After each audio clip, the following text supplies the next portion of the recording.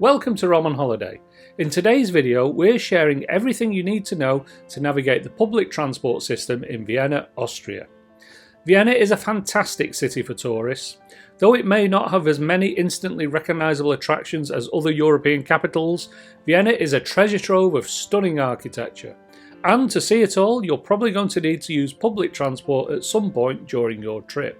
If you're planning a trip to Vienna, don't forget to head over to our Vienna travel blog, where we show you all the best places to visit in Vienna in 72 hours.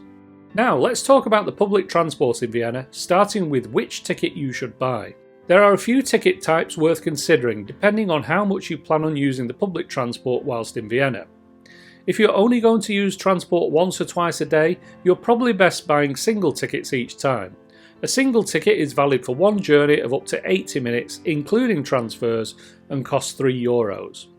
If you plan to be using public transport throughout the day, or just don't want the hassle of buying a new ticket each time, the 24-hour ticket is the best option. This costs €9.70 and is valid on all metros, trams and buses in the city centre for the day. If you're on a longer trip, there's also a 7-day ticket which costs €25.20. You can buy all of these tickets at physical ticket booths in metro stations across the city, or through the Vienna mobile app, which is what we used. If you buy a paper ticket, you'll need to validate it before use. You can do this at the metro stations or on board trams and buses. If you buy your tickets through the app, you choose when the period of validity for the ticket starts when you purchase it. Now you have your tickets, let's talk about the routes you'll likely be using to get around the city, starting with getting from the airport to the city centre. The best way to get from the airport to the city is to take a train, and there are two main options, the S7 or the City Airport train. The S7 is a standard train covered by the public transport tickets we've already talked about. It takes 20 to 25 minutes to get from the airport to Vienna Mitte, one of the main stations in the centre of the city. The City Airport train, or the CAT, is a separate ticketed option which gets you to Vienna Mitte in just 16 minutes. It's more frequent, with a train leaving the airport every 30 minutes throughout the day. It is expensive though, at €14.90 for a one-way ticket and €24.90 for a return ticket. These tickets can be bought from specific machines at the airport and at Vienna Mitte, as well as through the Vienna mobile app. From Vienna Mitte you can connect to the U3 and U4 metro lines and tram number 1 to get to your final destination. No matter where you are staying in the city, you can get to all of the major attractions by using a combination of metros and trams. Wherever available, we recommend using the trams. In our experience, they are efficient and it's much easier to board at street level than to climb up and down stairs to the metro stations. The main route going through the city centre is tram route number 2. The route starts at Schwedenplatz and runs along much of the Vienna Ringstrasse, past several tourist attractions. To visit the Karlskirche, get off at either Schwarzenbergplatz or Oper Karlsplatz. To visit the Vienna State Opera, get off at Oper Karlsplatz. To visit the Hofburg Palace, get off at Burgring or Ring Volkstheater. And to visit Vienna City Hall, get off at Parliament. Tram number 1 is also useful, with stops at Schwedenplatz, Vienna Mitte train station and Schottentor U, which is the closest station to the votive church. If you're visiting Belvedere Palace, which is near Karlsplatz, the best way to get there is to use Tram D, boarding at Schwarzenbergplatz and getting off at Schloss Belvedere. When you've finished exploring the Belvedere, you can take tram 71 back to Schwarzenbergplatz from outside the lower Belvedere Palace.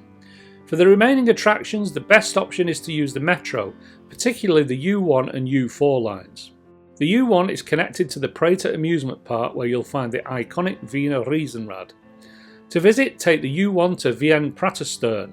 There is also a U1 station close to St. Stephen's Cathedral called Stephensplatz. The U4 is useful for getting from Vienna Mitte train station to Schwedenplatz or Karlsplatz. It's also the easiest way to get out to Schönbrunn Palace, which is just a 5 to 10 minute walk from the appropriately named Schönbrunn metro station.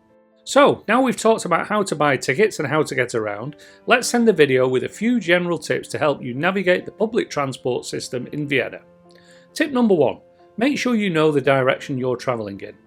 The name displayed at metro and tram stops is the last stop on the line in the direction the vehicle is travelling, so you'll need to know this information to find your way to the right platform or the right side of the street. You can access metro and tram maps online to find out this prior to your trip, or follow the maps and signage at the stations on the day. Tip number 2, leave more time than you think you'll need to travel from one place to the other. If Google Maps tells you that the metro journey will take 10 minutes, that doesn't always take into account getting yourself to and from the platform. So if you have timed attraction tickets, make sure you leave in plenty of time to avoid disappointment. Tip number 3, use Google or Apple Maps. Talking of Google Maps, an interactive map app on your phone is one of the best tools for navigating any city, including Vienna. These apps are preloaded with up-to-date transport information, so if you're unsure where to go or plans change at the last minute, just ask for the most optimised route and it will help you out.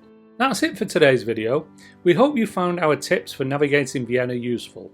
If you have any questions about visiting Vienna, please leave them in the comments section below and we'll get back to you. If you enjoyed the video, consider leaving it a like and subscribing to our channel for more travel tips and tricks. Thanks for watching Rob on Holiday, and we'll see you next time.